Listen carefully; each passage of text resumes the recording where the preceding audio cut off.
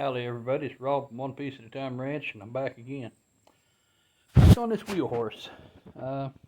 Customer, an old neighbor of mine, brought this by to get some work done. I get it running. He bought it someplace, and fuel pump's bad, not pulling fuel from the tank, and got an electric fuel pump to put in place of the original because all he could get was cheap Chinese knockoffs that, well, he couldn't even get those for one reason or another. So it's on to electric pump.